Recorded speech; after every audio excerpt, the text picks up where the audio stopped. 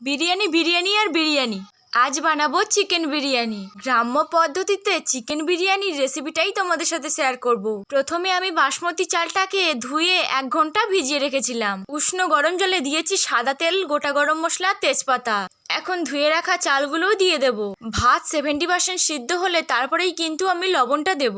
আগে থাকতে লবণটা দিলে ভাতগুলো কিন্তু ভেঙে যেতে পারতো। ভাত হয়ে গেলে একটুখানি হাওয়ায় ঝরঝরে করতে দেব। কড়াইতে আলু দিয়ে একটুখানি লবণ হলুদ দিয়ে সেদ্ধ করে নেব। এদিকে চিকেনের ভিতরে আদা রসুন বাটা, হলুদ গুঁড়ো, লঙ্কার গুঁড়ো আর পরিমাণ মতো লবণ দিয়ে ম্যারিনেট করে রেখে দেবো। আলুগুলো সেদ্ধ হয়ে গেছে, এখন এক সাইডে তুলে রেখে দেবো। বিরিয়ানির মশলা কিন্তু আমি ঘরেই বানাবো। বিরিয়ানি মশলা বানানোর জন্য আমি এখানে যে মশলা নিয়েছি, এলাচ, দারুচিনি, লবঙ্গ, বড় এলাচ, স্টার মশলা, জায়ত্রী, জায়ফল, মশলাগুলোকে একটুখানি শুকনো কড়াই নেড়ে নেব। ঠান্ডা হলে তারপরে কিন্তু গুঁড়ো করে নেব। এদিকে কড়াইতে সাদা তেল গরম করে আলুগুলোকে আমি ভেজে নেব। আর ভেজে নেব পেঁয়াজ বেরেস্তা। ম্যারিনেট করে রাখা মাংসগুলোকে কিন্তু ভেজে নেব। ভেজে নিয়ে মাংসগুলোকে আমি একটু মশলা দিয়ে রান্না করে নেব। বিরিয়ানি করার জন্য আমি এখানে একটা বড় বোল নিয়েছি। এখন বোলের ভিতরে ভালো করে কিন্তু ঘি মাখিয়ে নিতে হবে। এদিকে উষ্ণ গরম দুধে আমি কেশর ভিজিয়ে রেখেছিলাম। এখন ওর মধ্যে দিয়ে দিলাম মিঠা আতর। বোলের ভিতরে আমি প্রথমে দিয়ে দেব ভাত, এবার দেব আলু, চিকেন, আর দেবো পেঁয়াজ বেরেস্তা, গোলাপ জল, কেওড়া জল, ভিনিগার, বাড়িতে বানানো স্পেশাল বিরিয়ানি মশলা, দুধে ভিজিয়ে রাখা মিঠা আতর, আর একটু বেশি করেই ঘিটা দেবো।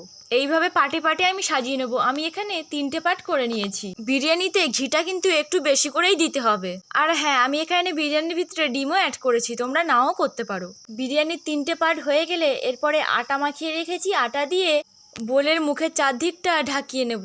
এবার বোলের ঢাকনাটা ঢাকিয়ে দিয়ে সাইডের আটাগুলো দিয়ে খুব ভালো করে ঢাকা দিয়ে দেবো।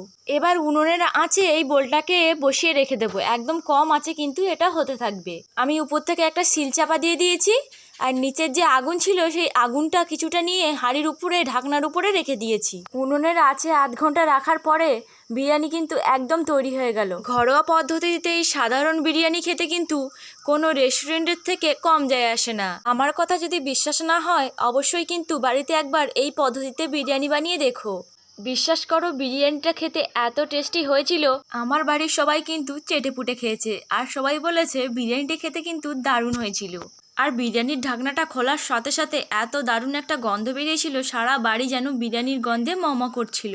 তোমরা নিজেরাই দেখতে পাচ্ছ বিরিয়ানিটা কত সুন্দর হয়েছে। একদম ঝরঝরে কিন্তু বিরিয়ানিটা হয়েছে। আমার বাড়ির সবার কিন্তু এরকম ঝরঝরে বিরিয়ানি খেতেই বেশি ভালো লাগে। তো বিরিয়ানির রেসিপিটা তোমাদের কেমন লাগলো অবশ্যই জানিও। ভিডিওটা ভালো লাগলে সাবস্ক্রাইব